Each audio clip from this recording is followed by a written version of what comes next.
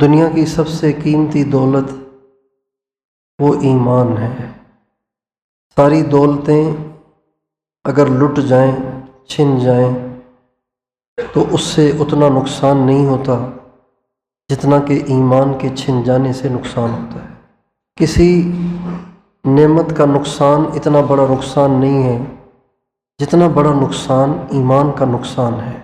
نبی کریم صلی اللہ علیہ وسلم نے حضرت ابو ذر غفاری رضی اللہ تعالیٰ عنہ کو بہت ساری وصیتیں فرمائیں جو مختلف احادیث کی کتابوں میں لکھی ہوئی ہے۔ ان میں سے ایک یہ تھی فَلَا تُشْرِكْ بِاللَّهِ وَإِن قُتِلْتَ أَوْ حُرِّقْتَ۔ ابو ذر، کبھی اللہ کے ساتھ کسی کو شریک نہ کرنا، چاہے تمہیں قتل کر دیا جائے یا تمہیں جلا دیا جائے۔ اگر آگ بھڑکائی جائے اور اس آگ میں تمہیں ڈالا جائے اور کہا جائے ایمان چھوڑ دو ورنہ جلا دیں گے، تو جل جانا، ایمان نہ چھوڑنا۔ اس سے آپ ایمان کی اہمیت کا اندازہ لگائیے کہ ایمان کتنا اہم اور کتنا قیمتی ہے۔ حدیث شریف میں آتا ہے کہ جب جہنم والے جہنم میں جائیں گے تو اپنی اپنی سزائیں بھگت کر وہ نکلتے رہیں گے، کوئی دنوں میں، کوئی مہینوں میں، کوئی سالوں میں بھگت کے نکلتے رہیں گے۔ جب سارے مسلمان جہنم سے نکال دیے جائیں گے، اب صرف وہ رہ جائیں گے جن کے پاس کوئی نیکی نہیں تھی، سوائے اس کے کہ وہ مسلمان تھے، نام کے مسلمان تھے اور ان کے پاس کوئی نیکی نہیں تھی۔ ایسے لوگ جہنم میں رہ جائیں گے۔ جب سارے مسلمان نکل جائیں گے، اب صرف وہ رہ جائیں گے جو کلمہ پڑھتے تھے اور ان کے پاس کوئی نیکی نہیں تھی، نہ ان کے اخلاق اچھے، نہ ان کے معاملات اچھے، نہ ان کے پاس عبادتیں، ان کے پاس کوئی نیکی نہیں۔ اب جب یہ رہ جائیں گے اور کافر رہ جائیں گے تو حدیث شریف میں آتا ہے کہ جہنمی کافر ان مسلمانوں کو طعنہ دیں گے کہ تم تو کلمہ پڑھتے تھے، تم تو مسلمان کہلاتے تھے، تو تم یہاں کیوں پڑے ہو؟ باقی سارے مسلمان تو چلے گئے، تو تم بھی یہاں پڑے ہو، تو تمہارے کلمے کا تمہیں کیا فائدہ ہوا؟ تمہارے مسلمان ہونے کا تمہیں کیا فائدہ ہوا؟ جب یہ طعنہ اللہ تعالیٰ سنیں گے تو اللہ تعالیٰ کی رحمت کو جوش آئے گا، اللہ تعالیٰ کی غیرت کو جوش آئے گا، اور اللہ تعالیٰ حکم فرمائیں گے اخرجوا من کان فی قلبہ مثقال حبۃ خردل من ایمان، جس کے دل میں رائی کے دانے کے برابر بھی ایمان ہے اس کو بھی نکال دو۔ جب یہ سب کے سب نکال دیے جائیں گے تو اس وقت جہنم میں پڑے ہوئے کافر تمنا کریں گے ربما یود الذین کفروا لو کانوا مسلمین۔ اس دن کافر کہیں گے اے کاش ہم پکے مولوی نہ ہوتے، پکے مسلمان نہ ہوتے، کم از کم ہم کلمہ ہی پڑھ لیتے، کوئی نیکی نہ کرتے، صرف مسلمان، نام کے مسلمان ہی ہوتے تو آج ہمیں بھی نکال دیا جاتا۔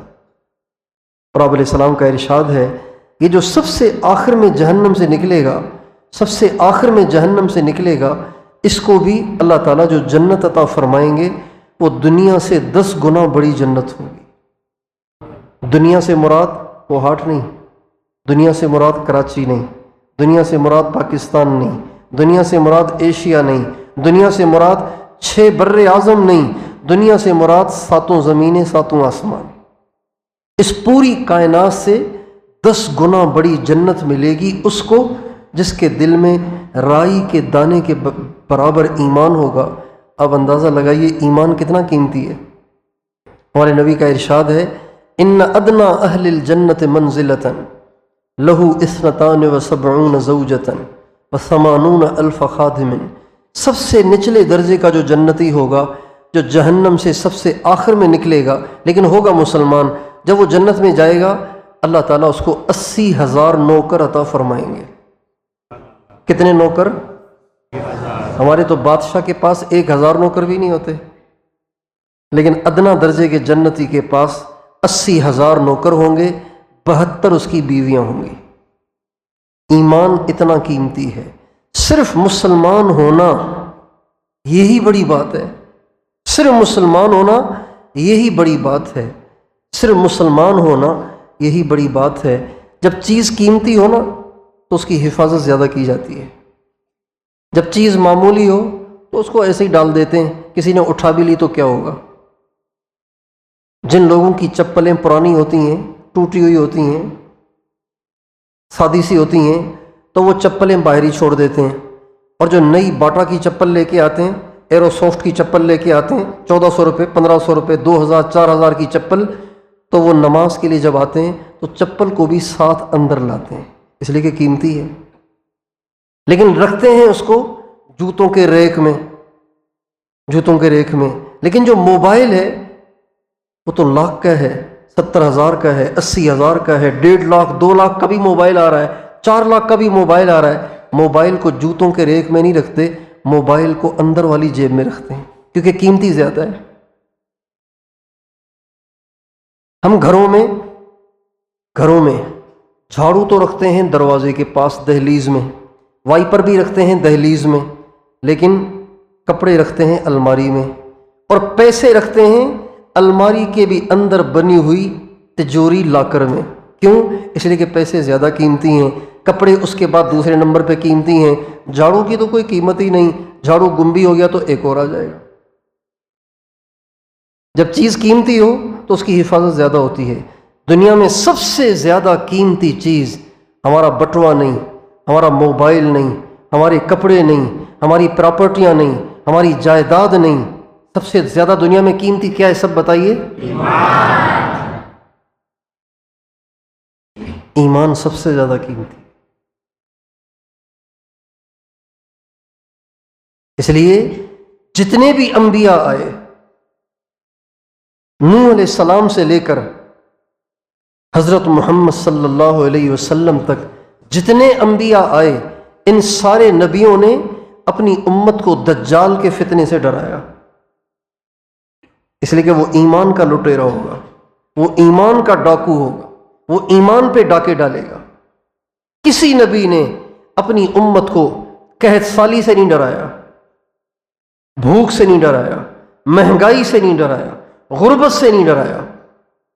تیاری کرو، ڈرو اس غربت سے جس کی وجہ سے لوگوں پہ بھوک آئے گی، لوگوں کے پاس کھانے کو کچھ نہ ہوگا، لوگ پتے چبائیں گے۔ کسی نبی نے نہیں ڈرایا، فاقوں سے نہیں ڈرایا، قحط سالی سے نہیں ڈرایا، مہنگائی سے نہیں ڈرایا، ظالم حکمرانوں سے بھی نہیں ڈرایا۔ ہلاکو خان ایسا ظالم، ایسا ظالم، ایسا ظالم کہ جس نے لاکھوں انسانوں کو قتل کیا اور ان کی لاشوں کو جلایا اور ان کی کھوپڑیوں کے مینار بنائے، اور بغداد کا وہ حشر کیا کہ بغداد کو تہس نہس کر کے وہ کہنے لگا میں نے بغداد کو ایسا مٹایا ہے کہ ابھی یہ دوبارہ کبھی نہیں بنے گا۔ ایسا ظالم بادشاہ، لیکن کسی نبی نے ہلاکو سے نہیں ڈرایا۔ فرعون کتنا ظالم بادشاہ آیا، اتنے ہزار بچے اس نے ذبح کیے، لیکن کسی نبی نے فرعون سے نہیں ڈرایا کہ مصر میں ایک خوفناک بادشاہ آنے والا ہے جو اتنے بچوں کو ذبح کرے گا، اتنے بچوں کو ہلاک کرے گا۔ کسی نبی نے نہیں ڈرایا، اس لیے کہ بچوں کا ذبح ہونا اتنا بڑا نقصان نہیں، اور لاکھوں انسانوں کا ہلاکو کے تہے تیغ ہو جانا اتنا بڑا نقصان نہیں، فاقوں سے، بھوک سے، زلزلوں سے ہلاک ہو جانا یہ اتنا بڑا نقصان نہیں۔ اس سے بڑا نقصان ہے ایمان کا نقصان، اسلام چھوڑ کر کفر میں چلے جانا، یہ سب سے بڑا نقصان ہے۔ اس لیے سارے انبیاء نے دجال کے فتنے سے ڈرایا، اس لیے کہ دجال کے دور میں لوگ ایمان چھوڑ دیں گے۔ میرے دوستو، ایمان بہت قیمتی ہے، جتنا قیمتی ہے اتنی ہم اس کی حفاظت نہیں کر رہے۔ یہ جتنے ہم بیٹھے ہوئے ہیں نا، جتنا ایمان قیمتی ہے نا، اتنا اس کو سنبھال کے نہیں رکھتے، اتنا اس کی حفاظت نہیں کرتے، اتنا اس میں احتیاط نہیں کرتے کہ کہیں ایمان ضائع نہ ہو جائے، کہیں ایمان لٹ نہ جائے، کہیں ایمان ضائع نہ ہو جائے۔ اگر آپ کو پتہ چلے کہ کسی راستے پر ڈاکو ہیں، جو وہاں سے گزرتا ہے تو کن پٹی پہ پسٹل رکھ کر اس کا موبائل چھین لیتے ہیں، اس کی بائک چھین لیتے ہیں، اس کی گاڑی چھین لیتے ہیں، اس کو قتل کر دیتے ہیں، تو آپ بالکل نہیں جائیں گے اس راستے، کوئی بھی نہیں جائے گا۔ لیکن آج کس کو نہیں پتا کہ انٹرنیٹ پر، سوشل میڈیا پر کتنے ایمان کے ڈاکو بیٹھے ہوئے ہیں جو اللہ پہ بھی اعتراض پیدا کر رہے ہیں اور اللہ کے نبی پہ بھی اعتراضات پیدا کر رہے ہیں، قیامت کا بھی انکار کر رہے ہیں، آخرت کا بھی انکار کر رہے ہیں، جہنم کا بھی انکار کر رہے ہیں، جنت کا بھی انکار کر رہے ہیں، اور ایک عجیب و غریب صورتحال بنی ہوئی ہے، لیکن اس کے باوجود بھی ہماری اکثر نوجوان نسل اس میں مبتلا ہے، سوشل میڈیا پہ مبتلا ہے، جبکہ پتہ ہے کہ اسی راستے میں ایمان لٹ رہا ہے، اسی راستے میں دین لٹ رہا ہے، اسی راستے پر چلتے ہوئے ہزاروں نوجوان اسلام سے پھر گئے، ہزاروں نوجوانوں کے دلوں میں اللہ اور اس کے نبی کے بارے میں شکوک و شبہات پیدا ہو گئے، لیکن پھر بھی انٹرنیٹ کی جان نہیں چھوڑ رہے، اس لیے کہ ایمان کی قیمت کا ان کو اندازہ نہیں ہے۔ اللہ تعالیٰ نے قرآن پاک میں ایک واقعہ سنایا ہے، ایک نوجوان چھوٹی سی جماعت کا، 6 نوجوان تھے۔ کتنے نوجوان تھے؟ 6 نوجوان تھے، اور یہ سب کے سب نوابوں کی اولاد تھی۔ یہ 6 کے 6 نوجوان نوابوں کی اولاد تھے، خانوں کی، سرداروں کی، چودھریوں کی، وڈیروں کی اولاد تھی، یہ سارے کے سارے 6 نوجوان۔ اس زمانے کا جو بادشاہ تھا دقیانوس، اس نے شاہی فرمان جاری کیا کہ کوئی بھی اگر آخرت کا قائل ملا، اللہ کا قائل ملا، دین کا قائل ملا، اس کو ختم کر دیا جائے گا، اس کو سولی چڑھا دیا جائے گا، اس کو ذبح کر دیا جائے گا۔ یہ اس نے شاہی فرمان جاری کیا۔ سارے لوگ ہٹ گئے، اپنے دین سے ہٹ گئے۔ جس کے دل میں کچھ ذرا برابر ایمان تھا، بادشاہ کی دھمکیوں سے متاثر ہو کے اس نے دین چھوڑ دیا۔ 6 نوجوان ایسے تھے جن کے دلوں میں اللہ نے ایمان کا نور پیدا کیا تھا، ان کے دل روشن تھے، ان کے اندر میں ایمان رچا ہوا بسا ہوا تھا۔ یہ 6 تھے، اور یہ سب کے سب مالداروں کی اولادیں تھے۔ جب بادشاہ کو پتا چلا کہ باقی تو سارے ایمان سے خالی ہیں، چند نوجوان ہیں کہ جو اب بھی اس بات پہ ڈٹے ہوئے ہیں اور کہہ رہے ہیں کہ یہ ہمارا دین ہے، اس سے ہمیں کوئی نہیں ہٹا سکتا، تو بادشاہ نے ان 6 کے 6 کو بلایا اور ان سے کہا کہ میں نے تمہارے بارے میں سنا ہے کہ اب بھی تم قیامت کے قائل ہو، اب بھی تم اللہ کو مانتے ہو، اب بھی تم دین کو مانتے ہو، اب بھی تم اسی عقیدے پر ہو۔ اگر تم باز نہ آئے تو تم سب کو میں ہلاک کر دوں، ختم کر دوں، قتل کر دوں گا، لیکن چونکہ تم میرے مقربین کی اولاد ہو، تم خواص کی اولاد ہو، لہٰذا میں تمہیں مہلت دیتا ہوں، موقع دیتا ہوں، اتنے دن ہیں، اس میں تم سوچو اور پھر فیصلہ کرو۔ اگر تم اپنے دین سے نہ ہٹے تو تمہیں بھی قتل کر دیا جائے گا۔ یہ واپس آ گئے۔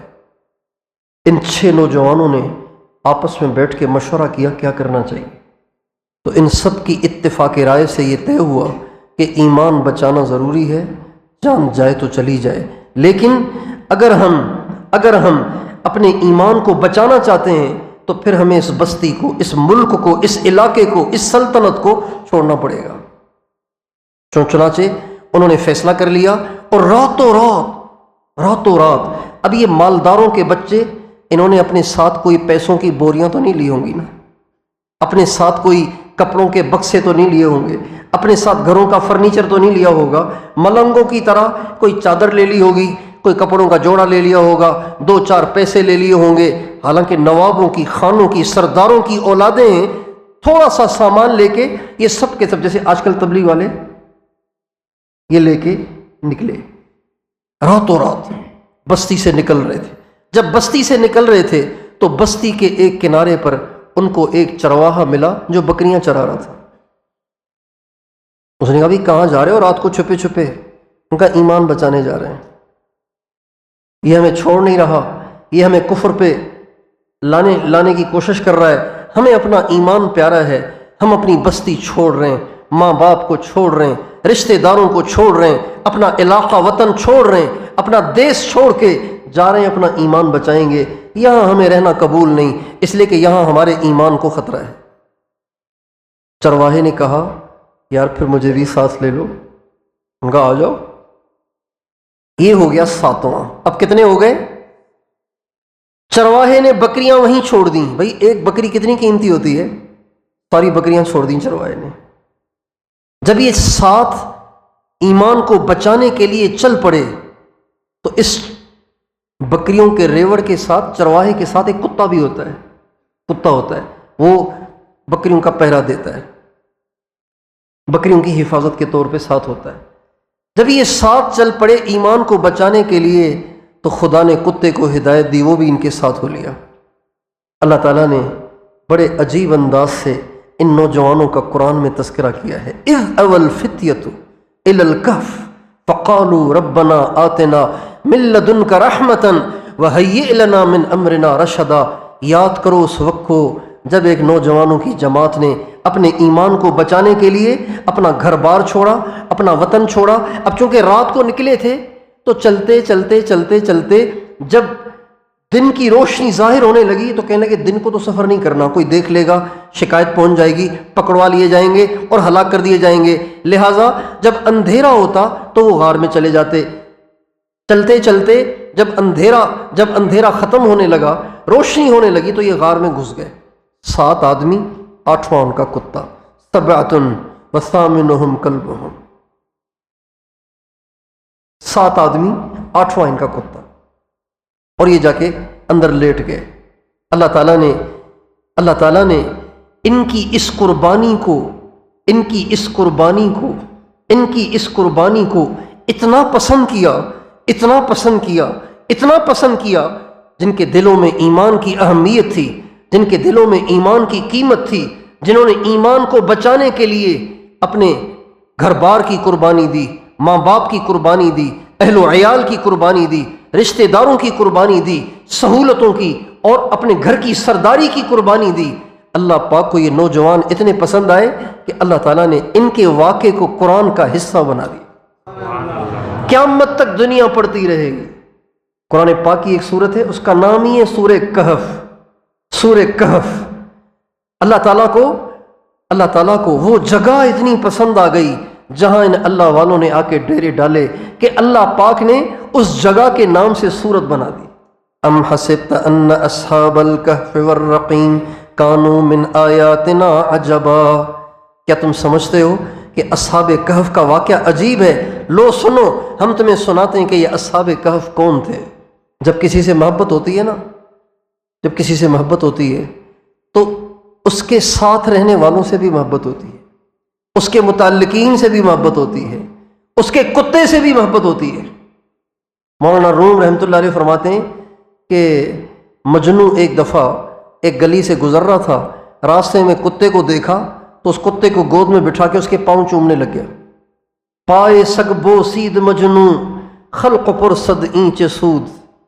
لوگوں نے کہا بھی کیا مسئلہ ہے، کتے کے پاؤں چوم رہے ہو، دماغ تو ٹھیک ہے تمہارا؟ تو مجنوں کہنے لگا یہ عام کتا نہیں ہے، این سگے در کو اے لیلا گاہے گاہے رفت بود۔ یہ عام کتا نہیں ہے، یہ وہ کتا ہے جو میری لیلا کی گلی سے کبھی کبھی گزرتا ہے، کیونکہ اس کو نسبت ہو گئی میرے محبوب کی گلی سے، اس لیے میں اس کے پاؤں چوم رہا ہوں۔ جب کسی سے محبت ہوتی ہے اس کے کتے سے بھی محبت ہوتی ہے۔ اصحاب کہف تو اصحاب کہف، اللہ پاک نے ان کے کتے کا بھی تذکرہ کر دیا، اور صرف کتے کا تذکرہ نہیں کیا بلکہ اللہ تعالیٰ نے اس کتے کا جو اسٹائل تھا، اس کی جو پوزیشن تھی، اللہ نے اس کو بھی ذکر کیا۔ وَقَلْبُهُمْ بَاسِطٌ ذِرَاعَيْهِ بِالْوَسِيدِ۔ میرے پیارے اصحاب کہف کا جو کتا تھا وہ کہف کے منہ پر، کہف کے فرنٹ پر اپنے پاؤں کو پھیلائے ہوئے بیٹھا ہوا تھا۔ بھائی پاؤں کو پھیلا کے بیٹھا ہوا تھا، اس کے تذکرے کی کوئی ضرورت ہے؟ پاؤں کو پھیلا کے بیٹھا ہوا تھا، اس کے تذکرے کی کوئی ضرورت تو نہیں محسوس ہو رہی، لیکن چونکہ اصحاب کہف اللہ کے پیارے، ان کے دل میں ایمان کی اہمیت ہے، ایمان کی قیمت ہے، اس لیے اللہ کو پیارے۔ جب اصحاب کہف اللہ کو پیارے تو اصحاب کہف کے ساتھ رہنے والا کتا بھی اللہ کو پیارا۔ جب کتا اللہ کو پیارا تو اس کی ادا بھی اللہ کو پیاری ہے۔ اس لیے کہتے ہیں نیک لوگوں کا ساتھ نہ چھوڑنا، نیک لوگوں کا ساتھ نہ چھوڑنا، نیک لوگوں کا ساتھ نہ چھوڑنا، نیک لوگوں کا ساتھ نہ چھوڑنا۔ ہم القوم لا یشقی بہم جلیسہم۔ یہ جو نیک لوگ ہوتے ہیں، یہ جو اللہ والے ہوتے ہیں، ان کا ساتھ نہ چھوڑنا، اس لیے کہ ان کے ساتھ بیٹھنے والا بھی ایمان سے محروم نہیں ہوتا۔ لا یشقی، لا یشقی کا مطلب ہے ایمان سے محروم نہیں ہوتا۔ جو ان کے ساتھ بیٹھتا ہے اٹھتا ہے، ان سے ہم نشین ہوتا ہے، ان کے پاس آتا جاتا رہتا ہے، اللہ پاک اس کو بھی ایمان سے محروم نہیں کرتے۔ اب اللہ تعالیٰ نے یہ واقعہ ہمیں سنایا ہے، اس واقعے کو سنا کر اللہ تعالیٰ نے ہمیں ایمان کی اہمیت بتائی ہے، ایمان کی قیمت بتائی ہے کہ ایمان کو بچانا کتنا ضروری ہے۔ پھر اس میں اللہ تعالیٰ نے کہف کا بھی تذکرہ کیا ہے کہ ایمان بچے گا کہف میں، ایمان بچے گا کہف میں، ایمان بچے گا کہف میں، غار میں جا کے ایمان بچے گا۔ علماء کہتے ہیں کہ ہر زمانے کی کہف الگ ہوتی ہے۔ ہر زمانے کی کہف کیا ہوتی ہے؟ ہر زمانے میں ایمان کے بچنے کی صورتیں الگ ہیں۔ کسی زمانے کی کوئی صورت ہے، کسی زمانے کی کوئی صورت ہے، کسی زمانے میں کوئی صورت ہے، کسی زمانے میں کوئی صورت ہے۔ اگر کوئی نبی موجود ہے تو ایمان کی حفاظت نبی کا ساتھ دینے میں، نبی کے قریب ہونے میں، اسی وجہ سے جب ہمارے نبی مکہ معظمہ ہجرت کر کے چلے گئے تو جو مسلمان مکے میں تھے ان کے لیے مکے کو چھوڑ کر مدینے جانا یہ فرض عین تھا۔ جو مسلمان اللہ کے نبی کی ہجرت کرنے کے بعد مکے میں ٹھہرے رہے، اللہ تعالیٰ نے فرمایا ما لکم من ولایتہم من شیء، ان کا تم سے کوئی واسطہ نہیں، اس لیے کہ تمہارے پاس کیوں نہیں آ رہے، ان کو تمہارے ساتھ رہنا چاہیے، جہاں آپ رہیں وہاں ان کو رہنا چاہیے، یہ مکے میں کیوں رہ رہے ہیں؟ یہ ایمان کی حفاظت کا معاملہ ہے کہ ایمان کی حفاظت، اگر زمانے کا نبی موجود ہے تو نبی کے ساتھ رہنے میں ایمان کی حفاظت ہے، اور اگر نبی زمانے میں نہیں ہے، نبی دنیا سے چلے گئے ہیں، تو اب ایمان کی حفاظت کی صورتیں مختلف ہیں۔ ہر زمانے میں الگ صورتیں ہیں، ہر زمانے میں الگ صورتیں ہیں، ہر زمانے میں الگ صورتیں ہیں۔ ہمارے مشائخ کہتے ہیں اس زمانے میں ایمان کے بچنے کی جو کہف ہے اللہ تعالیٰ نے اس کی 3 صورتیں بنائی ہیں۔ ایمان کے بچنے کی اس زمانے میں کتنی صورتیں ہیں؟ 3 صورتیں۔ اگر ایمان کو بچانا ہے ان غاروں میں گھسنا پڑے گا، اگر ایمان کو بچانا ہے ان غاروں میں جا کے بیٹھنا پڑے گا، اگر ایمان کو بچانا ہے ان غاروں میں جا کے بیٹھنا پڑے گا۔ اگر ہم ان غاروں سے باہر رہیں گے تو ایمان کے لٹیرے ہمارا ایمان لوٹ کے لے جائیں گے۔ اس لیے ہر مسلمان کے ذمے لازم ہے کہ آج کی کہف کو تلاش کرے اور اپنے ایمان کی حفاظت کرے، آج کی کہف کو تلاش کرے اور اس میں اپنے ایمان کی حفاظت کرے۔ اور آج کی کہف کیا ہے؟ آج کی کہف تبلیغ کا کام ہے۔ آج کی کہف بتاؤ کیا ہے؟ اگر ایمان کی حفاظت کرنی ہے تبلیغ میں جڑ جائیں۔ آج کی کہف علماء حق ہیں، ایمان کو بچانا ہے علماء سے جڑے رہیں، علماء سے چپکے رہیں، علماء سے مربوط رہیں، مدارس میں آنا جانا رکھیں، علماء سے پوچھ کے زندگی گزاریں، اپنی مرضی سے نہیں، اپنی مرضی سے نہیں، اپنی مرضی سے نہیں۔ جو لوگ علماء سے بدظن ہیں، جن لوگوں کے دلوں میں علماء کے لیے حقارت ہے، جن لوگوں کے دلوں میں اہل اللہ سے حقارت ہے، جن لوگوں کے دلوں میں تبلیغ والوں سے حقارت ہے، وہ ڈریں اپنے ایمان کے چھن جانے سے، وہ ڈریں اپنے ایمان کے چھن جانے سے۔ سچی بات ہے ان کا ایمان خطرے میں ہے۔ جو علماء کے بارے میں حرز سرائی کرتے ہیں، دینداروں کے بارے میں حرز سرائی کرتے ہیں، ان پہ بے دھڑک تنقیدیں کرتے ہیں اور ان کے خلاف پوسٹیں چلاتے ہیں اور ان کے خلاف عجیب و غریب باتیں پھیلاتے ہیں، یہ سب کے سب اپنے ایمان کی خیر منائیں، اس لیے کہ یہ آج کے زمانے کی کہف ہیں۔ تبلیغ کا کام آج کے زمانے کی کہف ہے، علماء حق آج کے زمانے کی کہف ہے، اور یہ خانقاہیں اور مشائخ یہ آج کے زمانے کی کہف ہے۔ یہ 3 کہف ہیں آج کے زمانے میں ایمان کے بچانے کی۔ ایمان کو بچانا ہے تبلیغ میں جڑے رہو، ایمان کو بچانا ہے علماء سے چپکے رہو، علماء سے مربوط رہیں، علماء کے ساتھ ایسا تعلق رکھیں کہ زندگی کا کوئی کام ان سے پوچھے بغیر نہ کریں۔ شادیاں کریں علماء سے پوچھ کر، غمیاں کریں علماء سے پوچھ کر، تجارت کریں علماء سے پوچھ کر، زراعت کریں علماء سے پوچھ کر، حکومت کریں علماء سے پوچھ کر۔ حضرت عمر بن عبدالعزیز رحمۃ اللہ علیہ حضرت حسن بصری کو خطوط لکھا کرتے تھے اور فرمایا کرتے تھے میری رہنمائی کیجیے، میں محتاج ہوں آپ لوگوں کی رہنمائی کا، میں آپ لوگوں کی رہنمائی کے بغیر हुकूमत नहीं कर सकता हूँ।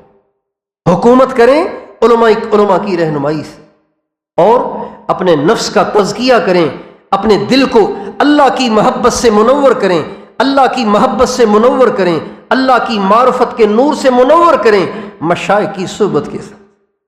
मेरे दोस्तों, अल्लाह ताला ने हर ज़माने में ईमान की हिफाजत की सूरतें बनाई होती हैं।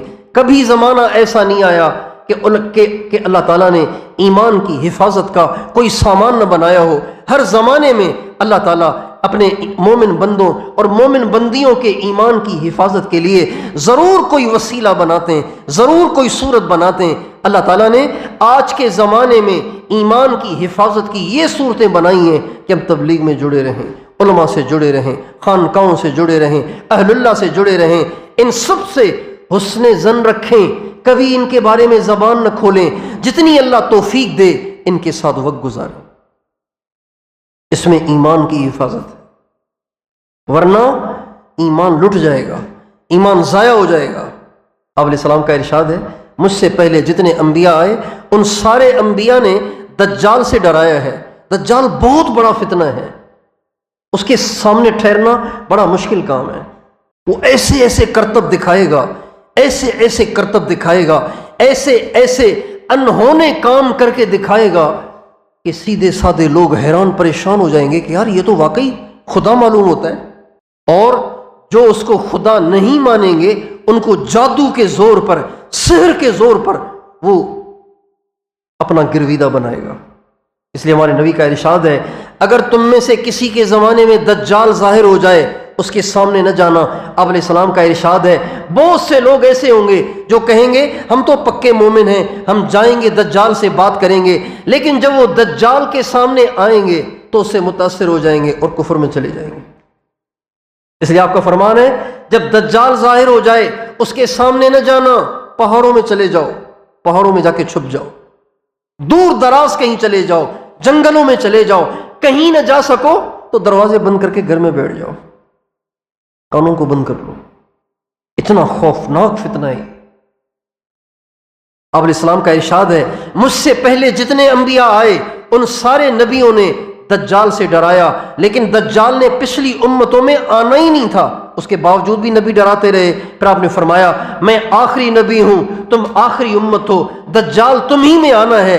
अगर वो मेरी जिंदगी में आया तो मैं अकेला उससे लड़ने के लिए काफ़ी हूं, मैं अकेला उसके शर को दफा करने के लिए काफ़ी हूं। लेकिन अगर वो मेरे बाद आया तो फिर मैं अल्लाह से दुआ करता हूं कि अल्लाह ताला हर मुसलमान पर मेरा खलीफा बन जाए। फिर आपने फरमाया, मेरे बाद अगर दज्जाल जाहिर हुआ तो उस जमाने में मेरी उम्मत को दज्जाल से बचाने वाले नेक लोग होंगे।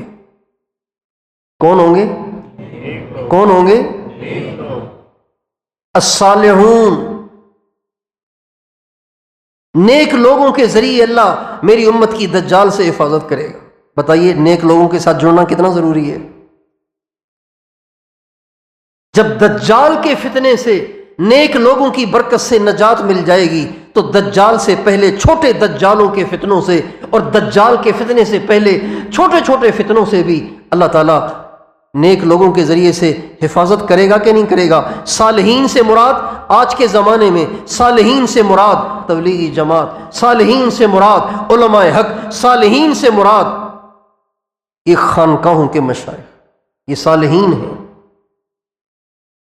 इनके जरिए हमारी हिफाजत होगी। तो मैं और आप इसकी नीयत करें, अपने ईमान की हिफाजत करेंगे, इन कामों में जुड़ेंगे, तबलीग में वक्त लगाएंगे, उलमा के साथ सोहबत रखेंगे, उलमा से पूछ के ज़िंदगी गुजारेंगे, मशाइख के साथ ताल्लुक़ रखेंगे, अपने ईमान की हिफाजत करेंगे। जहाँ कहीं ईमान के लुट जाने का अंदेशा हो, मेरे दोस्तों उससे दूर भागें, अपने बच्चों को दूर करें। हमारी औरतें अपने बच्चों के दिलों में ईमान की अहमियत पैदा करें, हम मर्द अपने बच्चों के दिलों में ईमान की अहमियत पैदा करें। आज हमारे बच्चे के दिल में 5000 के नोट की कीमत है, ईमान की कोई कीमत नहीं। हमारे उस्ताद मोहतरम रायगढ़ के जो इमाम साहब थे, हज़रत मौलाना जमील साहब, फरमाने लगे, एक दफ़ा ऐसे ही फरमाने लगे, तवाज़ो के तौर पे फरमाने लगे, मेरा छोटा बेटा है अभी दूध पी रहा था। फरमाने लगे, मेरा छोटा बेटा अभी दूध पी रहा था, تو مجھے ایسے ہی خیال آیا کہ اس کے ہاتھ میں نوٹ دے کر اور کاغذ دے کے چیک تو کروں نا کہ یہ نوٹ کو پہچانتا ہے کہ نہیں پہچانتا. جیسے وہ فرعون نے نہیں آگ رکھی تھی اور ہیرے رکھے تھے، کس آپ نے سنا ہو. حضرت مولانا جمیل صاحب فرمانے لگے میں نے اپنے بچے کے ہاتھ میں دیا کاغذ کا ٹکڑا تو اسی وقت پھاڑ دیا، اس نے یوں کر لیا، اس کو مسل دیا اس کو. پھر میں نے دیا اس کے ہاتھ میں 100 کا نوٹ، اس زمانے میں 100 بڑی بات تھی، 100 کا نوٹ دیا. مولانا جمیل صاحب فرمانے لگے 100 کے نوٹ کو اس نے کچھ بھی نہیں کیا، ہاتھ میں پکڑے رکھا. فرمانے لگے میں سمجھ گیا کہ تو فرمانے لگے میں نے اسے کہا تو دودھ پیتا بچہ ہے، تجھے کیا پتا پیسہ کیا ہے اور کاغذ کا ٹکڑا کیا ہے. اصل میں تیرے باپ کے دل میں پیسے کی محبت ہے جس کا تم پہ اثر ہے. آج ہمارے بچوں کے دلوں میں نوٹوں کی قیمت ہے، موبائل کی قیمت ہے، پیسے کی قیمت ہے، گاڑی کی قیمت ہے، بنگلے کی قیمت ہے. ہمارا بچہ، چھوٹا بچہ بھی کسی کو جھوپڑے میں دیکھے تو سمجھتا ہے یہ تو کسی کام کا نہیں، کسی کو بنگلے میں دیکھے تو یہ تو بڑا آدمی ہے. اس لیے کہ بچہ بھی یہ سمجھتا ہے بنگلے والا بڑا ہوتا ہے، جھوپڑے والا چھوٹا ہوتا ہے.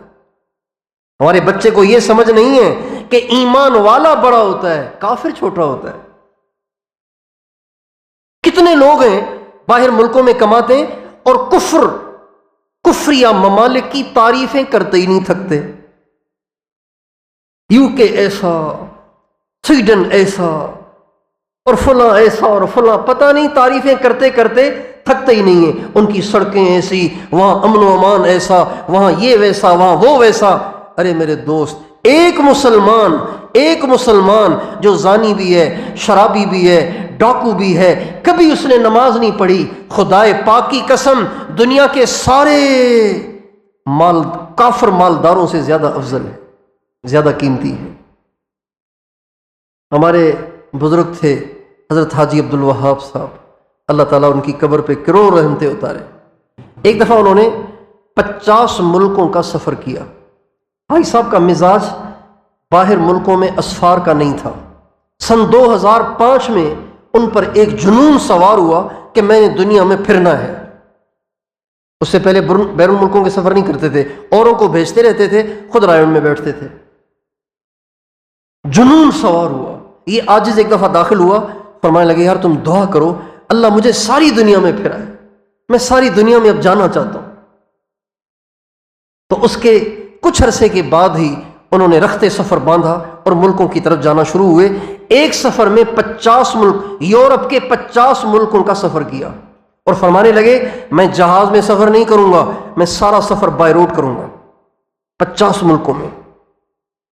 اب جب 50 ملکوں میں جانا طے کیا اور بائی روڈ جانا طے کیا تو جب یورپ کے کسی ملک میں اترے اور وہاں سے اپنا سفر شروع کیا تو بھائی صاحب فرمانے لگے یورپ کے ٹی ویوں پہ یہ خبر چلی کہ مسلمانوں کا گرو آیا ہے. مسلمانوں کا کون آیا ہے؟ گرو آیا ہے. کہتے ہیں انہوں نے اپنی ایجنسیاں میرے پیچھے لگا دیں. اب جہاں ہم جائیں ایجنسیوں کی گاڑیاں ہمارے ساتھ ساتھ، جہاں جائیں ان کی خفیہ پولیس ہمارے ساتھ ساتھ. ایک جگہ پڑاؤ ڈالا. اچھا ان کو سمجھ کچھ نہیں آتا تھا یہ بابا کہتا کیا ہے. ایک جگہ پڑاؤ ڈالا تو بھائی صاحب نے دیکھا کہ یہ کھڑے ہوئے تھے پیچھے گاڑیاں لیے. تو بھائی صاحب فرمانے لگے یہ سب نقصان میں جا رہے ہیں. یہ سب کے سب کہاں جا رہے ہیں؟ جب اشارہ کیا نا ان کی طرف تو ان کو تشویش ہوئی کہ یہ ہمارے خلاف کوئی بات کر رہے ہیں. کیا بات کر رہے ہیں یہ؟ تو وہ فوراً آئے اور آ کے ترجمان سے ملے. یہ بڑے میاں ہمارے بارے میں کیا کر رہے ہیں، کیا کہہ رہے ہیں، سچ بتاؤ کیا کہہ رہے ہیں. ان کا یہ کہہ رہے ہیں تم سب کے سب نقصان میں جا رہے ہو. کہنے لگے ہم نقصان میں جا رہے ہیں؟ یورپ، ساری دنیا تو یورپ کو دیکھ کے چل رہی ہے، ساری دنیا کا آئیڈیل تو اس وقت یورپ ہے، تو ہم کیسے نقصان میں جا رہے ہیں؟ تو اس نے حاجی صاحب سے پوچھا. حاجی صاحب نے فرمایا اس لیے کہ تم ایمان سے محروم ہو، تم سب کے سب خسارے میں جا رہے ہو. یہ تمہاری گاڑیاں، یہ تمہاری ٹیکنالوجیاں، یہ تمہاری حکومتیں، یہ تمہاری فوجیں، یہ تمہاری طاقتیں کب تک رہیں گی؟ مرو گے تو پھر دوزخ میں جاؤ گے اور ہمیشہ ہمیشہ جلو گے. تو کتنا بڑا نقصان ہے یہ. ہمارا بچہ اس کو نہیں سمجھتا کہ ایمان والا بڑھیا ہے، کافر گھٹیا ہے. ہمارا بچہ یہ نہیں سمجھتا. یہ بچہ ہمارا سمجھتا ہے کہ بنگلے والا بڑھیا ہے، جھوپڑے والا گھٹیا ہے. سائیکل والا گھٹیا ہے، پجارو والا بڑھیا ہے، جس کے فالوور زیادہ ہیں وہ بڑھیا ہے، چاہے وہ فاسق ہے، جس کے فالوور کم ہے، مسجد کا امام ہے، مسجد کا مؤذن ہے، اس کی کوئی حیثیت نہیں۔ یہ ہمارے بچوں کا ذہن ہے، یہ ہمارے بچوں کی سوچ ہے، یہ ماؤں کی ذمہ داری ہے اور باپ کی ذمہ داری ہے کہ ان سب کے دلوں میں ایمان کی قیمت پیدا کریں۔ ہمارا بچہ اس کی اہمیت کو سمجھے کہ ایمان قیمتی ہے، دنیا قیمتی نہیں۔ دنیا تو کھیل تماشا ہے، دنیا تو کچھ بھی نہیں، کچرا ہے۔ اللہ تعالیٰ فرماتے ہیں اعلموا انما الحیات الدنیا لعب ولہو وزینۃ وتفاخر بینکم وتکاثر فی الاموال والاولاد واضرب لهم مثل الحیات الدنیا کماء انزلناه من السماء فاختلط به نبات الارض فأصبح هشيما تذروه الرياح وكان الله على كل شيء مقتدرا وما الحياة الدنيا إلا متاع الغرور كل نفس ذائقة الموت وإنما توفون أجوركم يوم القيامة فمن زحزح عن النار وأدخل الجنة فقد فاز وما الحياة الدنيا الا متاع الغرور وما الحیات الدنیا فی الآخرۃ الا متاع۔ ان ساری آیتوں میں اللہ تعالیٰ فرما رہے ہیں دنیا کچھ نہیں ہے، اس کی کوئی حیثیت نہیں، قیمتی چیز تو ایمان ہے۔ تو بھئی اپنے ایمان کو بچائیں گے، اپنے ایمان کی حفاظت کریں گے، اپنے ایمان کی اہمیت اور قیمت اپنی نسلوں کے دلوں میں بٹھائیں گے۔ جب ایمان کی قیمت دلوں میں بیٹھ جائے گی، بتائیے ہم اپنے بچوں کو امریکہ پڑھنے کے لیے بھیجیں گے؟ آپ سے پوچھتا ہوں، کیوں بھیجتے ہیں؟ ہمارے ماں باپ کیوں بھیجتے ہیں اپنے بچوں کو امریکہ؟ پڑھنے کے لیے بھیج رہے ہیں امریکہ، جہاں ماں اور بیوی میں بھی فرق نہیں ہے۔ بچوں کو پڑھنے بھیج رہے ہیں چائنا، بچوں کو پڑھنے بھیج رہے ہیں یو کے۔ ہمارے نبی کا ارشاد ہے کہ بکریاں چرانے والوں میں تواضع ہوتی ہے۔ بکریاں چرانے والوں میں کیا ہوتی ہے؟ تواضع ہوتی ہے۔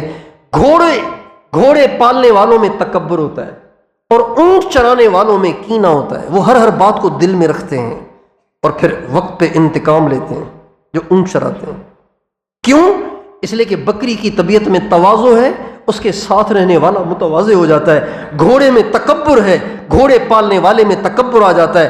اونٹ کے مزاج میں کینہ ہے، لہذا اونٹ چرانے والے کی طبیعت میں بھی کینہ آ جاتا ہے۔ میرے دوستو، جب بکریوں کی صحبت کا اثر ہے، اونٹوں کی صحبت کا اثر ہے، گھوڑوں کی صحبت کا اثر ہے، کیا کفر کا کوئی اثر نہیں؟ بتائیے، کفر کا کوئی اثر نہیں؟ مجھے ایک ساتھی نے اپنے ایک جاننے والے کی کارگزاری سنائی، کہنے لگے ہمارے ایک ساتھی تھے ماشاءاللہ بڑے فعال، بڑے قربانی والے، بڑے محنتی، 4 مہینے لگ گئے اور ماشاءاللہ سب کچھ لگا دیا اور دین کی محنت میں لگ گئے۔ خیال آیا کہ شفٹ ہو جاؤں، پاکستان کے حالات ٹھیک نہیں ہیں، پاکستان میں یہ ہے اور وہ ہے، اور پاکستان کے پتہ نہیں کتنے عیوب گنا دیے اور چلے گئے بیوی بچوں کو لے کے باہر۔ کچھ عرصے کے بعد ہماری جماعت وہاں گئی، اللہ کی شان ان سے ملاقات ہو گئی، دیکھا تو داڑھی نہیں۔ ارے داڑھی کہاں چلی گئی؟ کہنے گے یہ کون سی بات ہے، دوبارہ رکھ لیں گے، دوبارہ رکھ لیں گے، اس میں کیا بات ہے؟ کتنے لوگ ہیں، مجھے ساتھی نے بتایا سروے ہوا ہے، لاکھوں لوگ پاکستان چھوڑ کے چلے گئے، مہنگائی ہو گئی ہے، مہنگائی ہو گئی ہے، مہنگائی ہو گئی ہے۔ ارے اللہ کے بندو، مہنگائی ہونے سے فاقہ آئے گا نا، بھوک برداشت کر لو۔ ایمان کو بچانا زیادہ ضروری ہے۔ فاقہ اتنا برا نہیں ہے جتنا برا ہم اس کو سمجھتے ہیں۔ فاقہ تو میرے آقا کی مستقل سنت ہے۔ میرے نبی کی اکثر زندگی فاقے میں گزری ہے، اکثر زندگی بھوک میں گزری ہے، تنگی میں گزری ہے۔ آپ گھر میں بیٹھے ہوئے، حضرت اماں آپ کی لختے جگر بیٹی فاطمہ آپ کی خدمت میں آئیں، کہا ابو علی نے بھیجا ہے، آپ کے پاس کچھ کھانے کے لیے ہے؟ اگر کسی کی بیائی ہوئی بیٹی اس کے گھر پہ روٹی کا ٹکڑا مانگنے آئے، اس باپ کے دل پہ کیا بیتے گی؟ وہ باپ مر جائے گا کہ نہیں مر جائے گا غم کے مارے کہ ہائے آج میری بیٹی کے گھر کا یہ حال ہو گیا کہ میری بیٹی کے گھر میں روٹی نہیں ہے اور وہ روٹی مجھ سے لینے آئی ہے۔ جبکہ باپ رحمت للعالمین ہے جو کافروں کے لیے بھی دل میں احساس رکھتا ہو، اس باپ کے دل پہ کیا بیتی ہوگی؟ آپ نے فرمایا بیٹی بیٹی تیرے باپ کے گھر میں 1 مہینے سے کچھ نہیں ہے۔ کتنے دن سے؟ سب بتائیے۔ تیرے باپ کے گھر میں 1 مہینے سے کچھ نہیں ہے۔ لیکن ابھی میرے پاس کسی نے بکریاں بھیجی ہیں ہدیے میں، کہو تو تمہیں 5 بکریاں دے دوں، ان کے دودھ کو استعمال کرو اور اپنا گزارا کرو، کہو تو تمہیں 5 اللہ کے نام سکھا دوں۔ تو ماں فاطمہ کہنے لگی ابو چھوڑیں بکریوں کو، آپ مجھے اللہ کے نام سکھا دیجئے۔ فاقہ بری چیز نہیں ہے، بھوک بری چیز نہیں ہے، غربت بری چیز نہیں ہے، ایمان قیمتی ہے۔ کون سی 1000 سال کی زندگی ہے؟ کچھ گزر گئی ہے، کچھ رہ گئی ہے، جو رہ گئی ہے وہ بھی گزر جائے گی۔ فٹ پاتھ پہ سونے والوں کی بھی گزر رہی ہے۔ آپ کراچی جائیں، آپ کے ہاں تو نہیں ہوگا، کراچی آپ جائیں، رات کو 1 بجے 2 بجے آپ کسی گاڑی میں بیٹھ کے سڑکوں کا چکر لگائیں، کتنی دنیا آپ کو فٹ پاتھ پہ سوئی ہوئی ملے گی۔ وہ بھی تو کسی ماں کے جنے ہیں، وہ بھی تو کسی ماں کے لختے جگر ہیں، وہ بھی تو کسی ماں کی جان ہے، وہ بھی تو کسی باپ کی جان ہے، جو فٹ پاتھوں پہ زندگی گزار رہے ہیں۔ مر وہ بھی جائیں گے اور مر وہ بھی جائیں گے جو کروڑوں میں کھیل رہے ہیں، اربوں میں کھیل رہے ہیں، وہ بھی مر جائیں گے، یہ بھی مر جائیں گے۔ مرنے کے بعد اس پہ فیصلے نہیں ہوں گے کہ یہ لینڈ کروزر کا سوار ہے اور یہ پیدل چلنے والا ہے، یہ 17ویں گریڈ کا ہے، یہ 20ویں گریڈ کا ہے۔ مرنے کے بعد اس پہ فیصلے نہیں ہوں گے۔ کس پہ فیصلے ہوں گے؟ اما من ثقلت موازینہ فہو فی عیشۃ راضیہ واما من خفت موازینہ فامہ ہاویہ وما ادراک ما ہی نار حامیہ فأما من أوتي كتابه بيمينه فيقول هاؤم اقرءوا كتابيه إني ظننت أني ملاق حسابيه فهو في عيشة راضية وأما من أوتي كتابه بشماله فيقول يا ليتني لم أوت كتابيه ولم أدر ما حسابيه يا ليتها كانت القاضية ما أغنى عني ماليه هلك عني سلطانيه خذوه فغلوه ثم الجحيم صلوه ثم في سلسلة ذرعها 70 ذراعا فاسلكوه إنه كان لا يؤمن بالله العظيم ولا يحض على طعام المسكين فليس له اليوم هاهنا حميم ولا طعام إلا من غسلين لا يأكله إلا الخاطئون۔ اس پہ فیصلے ہوں گے۔ نیکیاں کس کے پاس ہیں؟ اللہ کو کون راضی کر کے آیا ہے؟ اس پہ فیصلے ہوں گے۔ یہ نہیں ہے، ایمان نہیں ہے، اعمال نہیں ہے، اس کے لیے دوزخ ہے، اس کے لیے دوزخ ہے۔ اس کو بائیں ہاتھ میں اعمال نامہ ملے گا۔ جب اس کو بائیں ہاتھ میں اعمال نامہ ملے گا تو وہ چیخے گا یا لیتہا کانت القاضیہ، اے کاش میری موت مجھے مار دیتی اور میں موت کے بعد نہ زندہ کیا جاتا، مجھے نہیں چاہیے جنت، کم از کم میں دوزخ کی آگ سے تو بچ جاتا۔ اللہ تعالیٰ فرماتے ہیں یہ پتہ ہے کون ہوگا، یہ پتہ ہے کون ہوگا جس کو اتنی بڑی شرمندگی اٹھانی پڑ رہی ہے، اتنی بڑی حسرت جس سے ہو رہی ہے۔ یہ وہ نہیں ہے جو غریب تھا، یہ وہ نہیں ہے جو بے روزگار تھا، یہ وہ نہیں ہے جو بیمار تھا، یہ وہ نہیں ہے جو کالا کلوٹا تھا، یہ وہ نہیں ہے کہ جو کسی چھوٹے سے گاؤں میں رہتا تھا، یہ وہ نہیں ہے کسی جھوپڑے میں رہتا تھا۔ یہ کون تھا؟ انہ کان لا یؤمن باللہ العظیم ولا یحض علی طعام المسکین، یہ وہ تھا جو اللہ کو نہیں مانتا تھا، جو مومن نہیں تھا، مسلمان نہیں تھا۔ اب کیا ہوگا؟ فلیس لہ اليوم ہاہنا حمیم، آج کوئی اس کا دوست نہیں، ولا طعام، اور کوئی اس کو کھانا نہیں ملے گا۔ یہ بھوک سے تڑپے گا، روئے گا، چلائے گا، چیخے گا، کچھ نہیں ملے گا۔ کیا ملے گا؟ الا من غسلین، غسلین ملے گا۔ غسلین کسے کہتے ہیں؟ دوزخیوں کے جسموں سے جو پیپ نکلے گی، جو خون نکلے گا، وہ مکس ہوگا، جہنم کی آگ سے کھولے گا، وہ اس کو دیا جائے گا۔ خون اور پیپ ملا ہوا جہنم میں کھولتا ہوا، اس کی نہریں بہ رہی ہوں گی، اس میں سے پیالے پیالے بھر بھر کے اس کو دیے جائیں گے، اس کو پیو۔ میرے دوستو، ایمان کی حفاظت کریں، اپنی نسلوں کے دلوں میں ایمان کی اہمیت کو پیدا کریں۔ بیٹا ایمان قیمتی، پیسے قیمتی نہیں، پیسے آنی جانی چیز۔ آج حال یہ ہے کہ باہر ملکوں کے، کافر ملکوں کے پاسپورٹ لینے کے لیے لوگ اپنے آپ کو عیسائی شو کرتے ہیں۔ یہ کیوں؟ اس لیے کہ ماں نے ایمان کی اہمیت نہیں بٹھائی، باپ نے ایمان کی اہمیت نہیں بٹھائی۔ تو وہ اپنے ایمان کی حفاظت کریں گے، اپنی نسلوں کے دلوں میں ایمان کی اہمیت بٹھائیں گے، اور ایمان کی حفاظت کہاں ہوگی وہ سمجھ گئے؟ تبلیغ کا کام اس کو زندگی کا مقصد بنائیں، علماء سے پوچھے بغیر کوئی قدم نہ اٹھائیں، بڑی برکت ہوگی سچ مچ۔ اس کی برکتیں آپ آنکھوں سے دیکھیں گے، جب آپ ہر چیز علماء سے پوچھ کے کریں گے اس کی برکتیں آپ دیکھیں گے، دنیا میں بھی آخرت میں بھی۔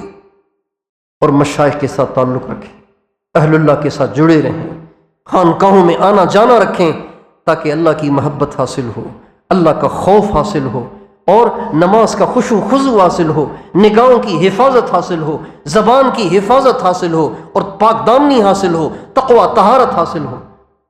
اللہ تعالی ہمیں ان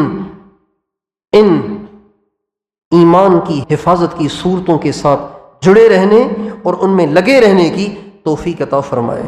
وآخر دعوانا ان الحمد للہ رب العالمین۔